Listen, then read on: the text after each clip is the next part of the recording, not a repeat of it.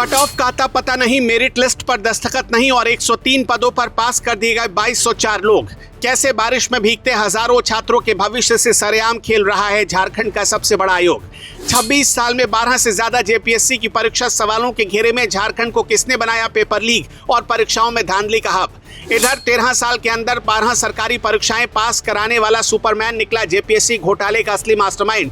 11 दिनों से बारिश में आंदोलन पर बैठे छात्रों को नहीं मिली कोई सुविधा। रांची के जयपाल सिंह मुंडा स्टेडियम में छात्रों को धरना पर बैठे आज 11 दिन से ज्यादा हो गए। ऊपर से बारिश हो रही और सिर पर तिरपाल तक नहीं है, क्योंकि प्रशासन ने तिरपाल लगाने की इजाजत तक नहीं दी। शाम 7 बजे इन्हीं छात्रों ने मोबाइल की फ्लैशलाइट जलाकर पूरा स्टेडियम रोशन कर दिया और एक ही मांग रही, जेपीएससी 14वीं परीक्षा रद्द हो।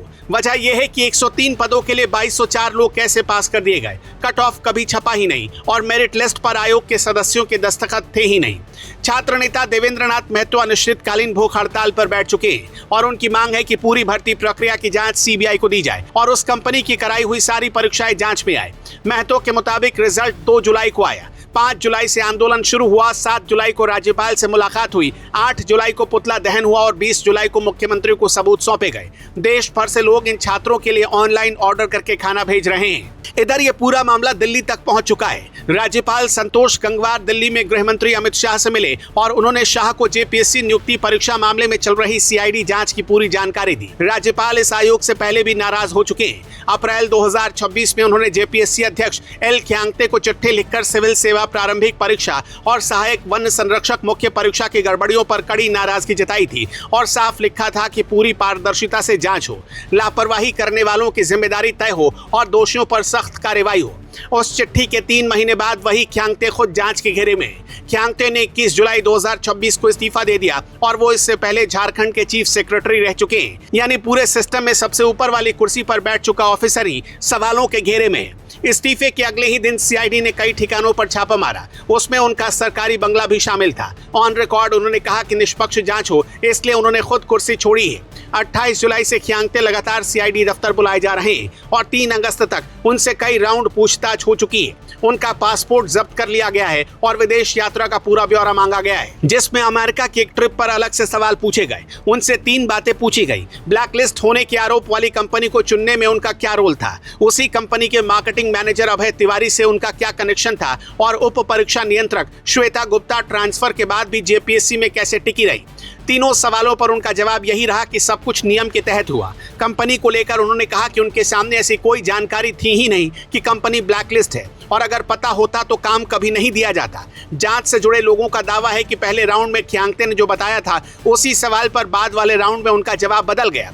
कंपनी के कंप्यूटर से मिले डिजिटल सबूत और गिरफ्तार आरोपियों के बयान उनकी दिक्कत बढ़ा रहे हैं। वो अभी न नामजद है न गिरफ्तार हैं और उन पर कोई आरोप कोर्ट में साबित भी नहीं हुआ है।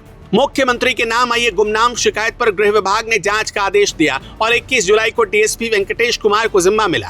उन्होंने 24 घंटे के अंदर रिपोर्ट दे दी और 22 जुलाई को कांड संख्या 16/2026 दर्ज हुआ, जिसमें 8 लोग नामजद हैं। इनमें जेपीएससी की उप परीक्षा नियंत्रक श्वेता कुमारी गुप्ता, आयोग के कर्मचारी मनोज तिर्की और सोनू कुमार और परीक्षा कराने वाली कंपनी के डायरेक्टर शामिल हैं। अब तक 11 लोग गिरफ्तार हो चुके हैं। कंपनी का पूरा नाम TSR data processing private limited है और उसका पता लखनऊ के जानकीपुरम में दर्ज है।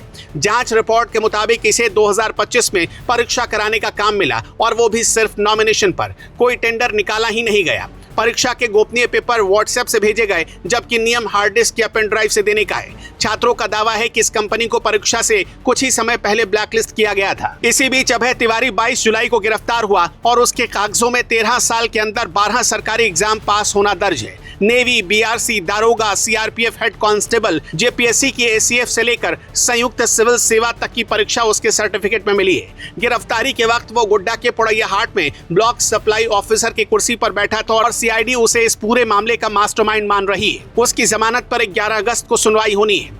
3 अगस्त की सुबह रांची, पलामू, हजारीबाग, बोकारो और धनबाद में एक साथ 18 ठिकानों पर छापा पड़ा था, जिसमें रांची के लालपुर का एक कोचिंग सेंटर भी शामिल था। वहां से लैपटॉप, मोबाइल, बैंक की पासबुक और चेकबुक, ओएमआर शीट की कार्बन कॉपी और मार्कशीट जब्त हुई। पास हुए 2204 अभ्यर्थियों से उनकी ओएमआर शीट की कार्बन कॉपी मांगी गई और आखिरी तारीख 5 अगस्त है। 25 से 27 जुलाई तक होने वाली मेंस परीक्षा टल चुकी है और अध्यक्ष की कुर्सी खाली होने की वजह से आयोग अभी न कोई परीक्षा ले सकता और न ही कोई रिजल्ट निकाल सकता है। झारखंड की पहली संयुक्त सिविल सेवा परीक्षा 2002 में हुई थी, जिसमें 65 डिप्टी कलेक्टर बहाल होने थे और जांच में निकला कि प्रीलिम्स में 665 लोग पास होने चाहिए थे, मगर पास करा दिए गए थे 9488। 4 मई 2024 की चार्जशीट में तत्कालीन अध्यक्ष दिलीप प्रसाद समेत 37 लोग आरोपी बने और 74 लोगों को समन जारी हुआ, मगर अभियोजन की मंजूरी अटकी रह गई और ट्रायल आज तक शुरू नहीं हो पाया। 2012 में हाईकोर्ट के आदेश के बाद से सीबीआई जेपीएससी की 12 परीक्षाओं की जांच कर रही है और जनवरी 2025 में हाईकोर्ट ने सीबीआई से पहली और दूसरी सिविल सेवा परीक्षा की चार्जशीट रिकॉर्ड पर लाने को कहा था। 7वीं से 10वीं सिविल सेवा परीक्षा के रिजल्ट की सीबीआई जांच की मांग 2022 से उठ रही है और आरोप लगाने वालों का कहना है कि ऊपर से नीचे तक सेटिंग हुई थी। 17 मार्च 2024 की सिविल सेवा प्रारंभिक परीक्षा 834 सेंटरों पर हुई और जामताड़ा, चतरा और धनबाद में अभ्यर्थियों ने पेपर लीक के आरोप लगाकर हंगामा किया। आयोग ने तब सारे आरोप गलत बताए और अफवाह फैलाने वालों पर कार्रवाई के लिए मुख्य सचिव को चिट्ठी लिखी। अप्रैल 2026 वाली सहायक वन संरक्षक मुख्य परीक्षा पर खुद राज्यपाल सवाल उठा चुके हैं। जेपीएससी सीजीएल में 2025 पदों के लिए करीब 6.5 लाख फॉर्म भरे गए थे और 28 जनवरी 2024 की परीक्षा पेपर लीक के आरोप में रद्द हो गई।